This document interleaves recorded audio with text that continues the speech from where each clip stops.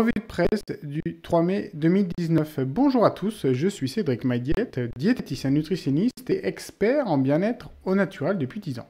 Alors aujourd'hui, dans le magazine Top Santé de juin 2019, on va tout simplement parler des couleurs. Et oui, effectivement, les couleurs, on n'en parle pas beaucoup, mais dans les médecines douces, elles sont utilisées pour notamment augmenter un certain bien-être, notamment favoriser le bien-être. Et vous allez même voir que à l'hôpital, ils essayent de l'utiliser. Allez, on y va. Et oui, effectivement, les couleurs, elles ont un impact sur nous. C'est vrai qu'on pense surtout que les couleurs sont nécessaires pour la décoration, pour les habits, mais en fait, elles font bien plus que ça. Elles agissent un peu au niveau inconscient. Et c'est pour ça qu'il y a des couleurs qui, instinctivement, nous font ressentir telle ou telle émotion ou ressenti. C'est vrai, quand on parle rouge, notamment, ça a des connotations plutôt stimulantes. Si on prend plutôt le vert, le blanc, c'est plutôt calmant. Donc, ils ont fait des exemples, vous voyez, notamment ici, où faire son choix selon ses émotions, j'ai trouvé ça assez sympa. Je vais vous le lire, ça sera plus simple.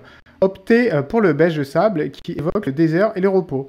Une aide bienvenue pour lâcher prise et se détendre. Donc ça veut dire que ces couleurs, elles fonctionnent aussi bien dans la peinture, dans la couleur que vous portez, ou même ce que vous pouvez voir. Donc c'est assez intéressant.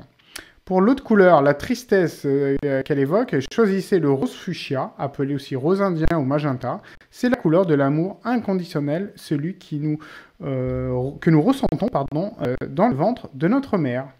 Après, pour la procrastination, je vais arriver à le dire, couleur orange, flasher sur l'orange, teinte dynamique par excellence qui aide à bouger et à aller de l'avant. Donc si vous voulez avancer, en gros, regardez du orange, habillez-vous en orange, faites tout orange et tout avancera très bien.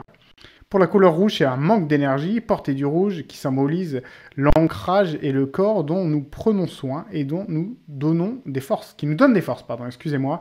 Donc effectivement, le rouge, c'est quelque chose qui est plutôt stimulant. Pour la partie violet, c'est pour les difficultés à se concentrer. Donc misez sur le violet, c'est une couleur très dense qui centre, j'y arrivé, excusez-moi, j'arrive pas bien à lire, qui centre et nous encourage à tenir le cap en se connectant à sa direction spirituelle.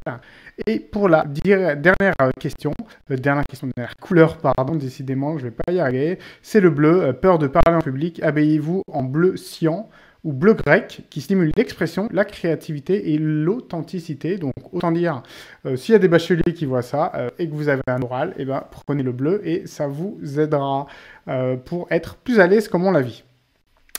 Et voilà, donc on peut voir qu'effectivement, certaines couleurs ont vraiment un impact sur notre corps et sur notre ressenti.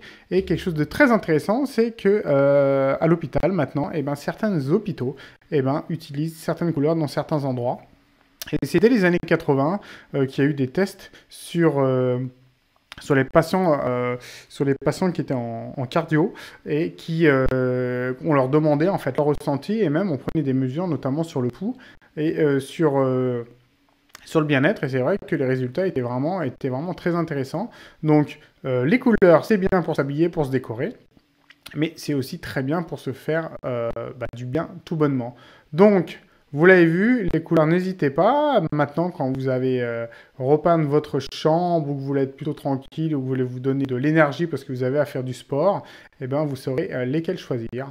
Voilà, donc je remercie Top Santé pour le numéro de juin 2019 qui nous a fait des petites parenthèses sur les couleurs. Je connaissais déjà, mais ça m'a permis de reconfirmer un peu ce que je connais et c'est vrai que c'est toujours très intéressant. Je vous dis à la semaine prochaine pour une nouvelle revue de presse et d'ici là, passez un bon week-end. Merci, au revoir.